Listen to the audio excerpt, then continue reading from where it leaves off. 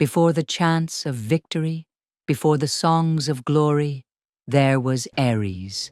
Not the hero, not the strategist, but the raw, unfiltered force of war. Born of Zeus and Hera, Ares was not beloved, not by the gods, not even by Olympus. While Athena was honored for her tactical wisdom, Ares was feared, avoided, misunderstood. He wasn't war's mind. He was its heartbeat, loud, bloody, relentless. They say he screamed like 10,000 men charging into battle, that his presence stirred madness, that shields cracked and men trembled, not from skill, but from something deeper, from the spirit of war itself. But Ares was not just destruction. To the Thracians, he was sacred. To ancient warriors, he was valor unmasked and unashamed. His sacred animals? The boar and the vulture, symbols of untamed aggression and the aftermath of violence, not pretty, but real. And his companions? Deimos, terror, and Phobos, fear, his sons, born not from love, but from the field. And Enyo, goddess of bloodshed, who danced beside him in every storm of spears. Ares did not wear gold, he wore iron, and he did not rule kingdoms, he tested them. He did not build cities, he shattered them to see what would rise from the rubble. Because for Ares, war was never about cruelty, it was about truth, who stands, who breaks, who bleeds, and who becomes more. They never loved him. Even his own father, Zeus, called him the most hateful of the gods. Hera favored others. Athena, his half-sister, outshone him in praise. Why? Because Ares reminded the gods of something they wished to forget, that beneath order lies chaos, and that even gods bleed. The Greeks painted him as a brute, but to the Spartans, Ares was balance. They honored him not in song, but in silence, by living without fear, by dying without regret. In Sparta, his statues were chained, not to imprison him, but to bind his strength to their city, to make sure his spirit never left. And in lost cults of war, they whispered his secret names, not just Ares the destroyer, but Ares the manslayer, Ares the furious, Ares the beast. Because through war came clarity, stripped of masks, stripped of lies. Only what mattered remained. In the temples of men, Ares was honored through sacrifice, not of animals alone, but of fear, of weakness, of hesitation. His rituals were not delicate, they were raw. In Thespiae, warriors would sacrifice a bull before battle and douse their swords in its blood. To modern eyes, this seems brutal, but in the ancient world, it meant something deeper. To call upon Ares was to invite truth without illusion, pain without poetry, fire without restraint. Ares didn't grant victory, he granted presence, that terrifying focus before death, when breath slows and instinct becomes law. And his weapons? Not just sword and spear. He carried a shield of flame, called the Bronze Terror, and a helmet of smoke said to blind even Apollo's foresight. To face him was to enter a battle you could not win by wit, only by will.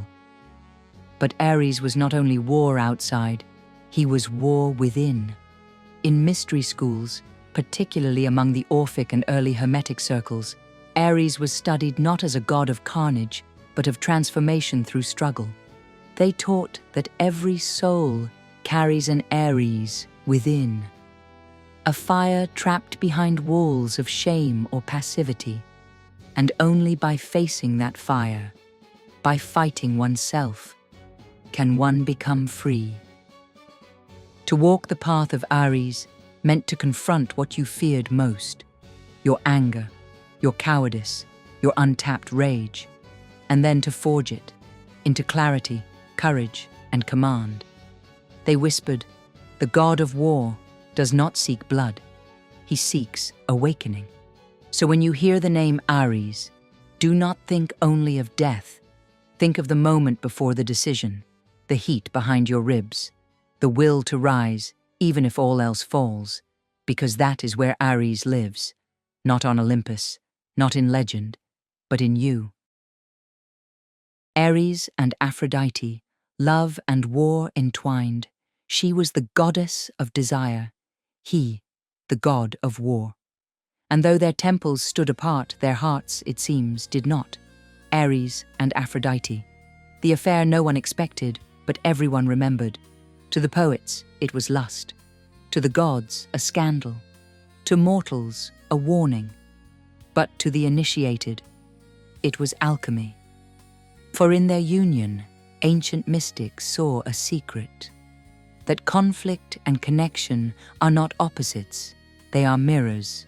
Ares was rage, Aphrodite, seduction.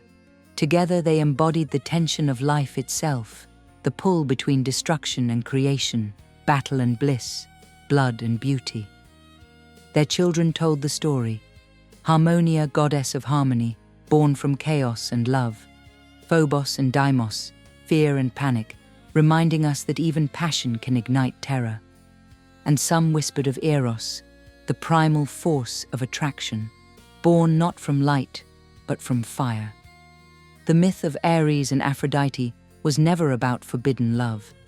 It was about the sacred dance between polarity. Where war does not destroy love, it tests it. And where love does not tame war, it redeems it. In mystery cults, especially those tied to Eleusis and later Gnostic traditions, this union was meditated upon in sacred rites, male and female, light and shadow, action and surrender, not in conflict, but in union. Hephaestus, Aphrodite's husband through forced union, bound Ares and Aphrodite in a trap of divine craftsmanship. After he learnt of the affair from Helios, Hephaestus forged an almost invisible net of gold chains that was near impossible to break. He pretended to travel to Lemnos, leaving the net cast above the marriage bed. When Ares and Aphrodite met for a private encounter, the net sprang shut. Hephaestus invited the gods to come and witness the scene. While the male gods erupted with laughter, it is said the goddesses did not attend. Whether it was out of respect for Aphrodite or because they thought the spectacle undignified, no one will know. But perhaps the real trap was the gods' need to separate what the cosmos had joined. Ares and Aphrodite remind us that inside every warrior lies longing, and inside every lover lies fire. That even fury can be beautiful, and even beauty can be fierce.